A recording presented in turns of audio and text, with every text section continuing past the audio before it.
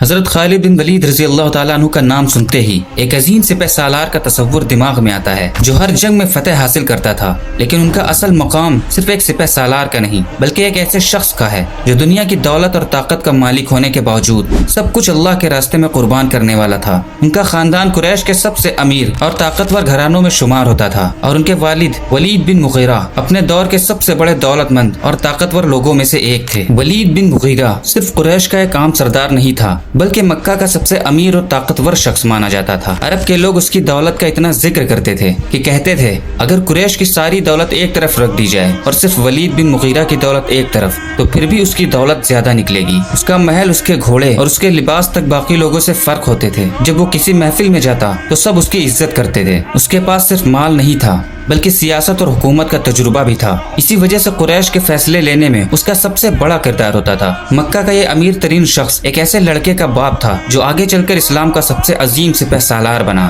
حضرت خالد بن ولید رضی اللہ تعالیٰ عنہ۔ حضرت خالد بن ولید ایک نواب کی طرح پلے بڑھے۔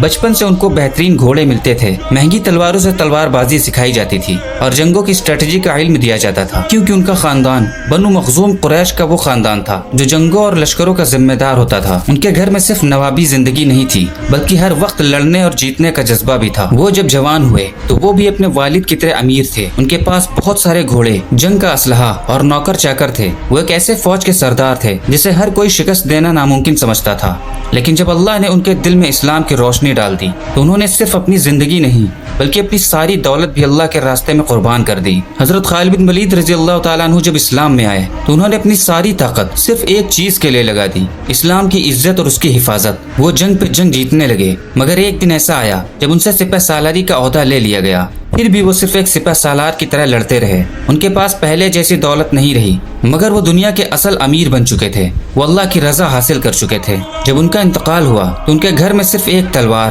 ایک ڈھال اور ایک گھوڑا تھا۔ حضرت خالد بن ولید رضی اللہ تعالیٰ عنہ کی کہانی صرف ایک جنگجو کی نہیں بلکہ ایک اصل امیر کی کہانی ہے۔ وہ دنیا کا مال چھوڑ کر وہی چیز لے گئے جو اصل دولت ہے، اللہ کا پیار، اسلام کی عزت اور ایک ایسی شہادت کی تمنا جو ہر مومن کا خواب ہوتی ہے۔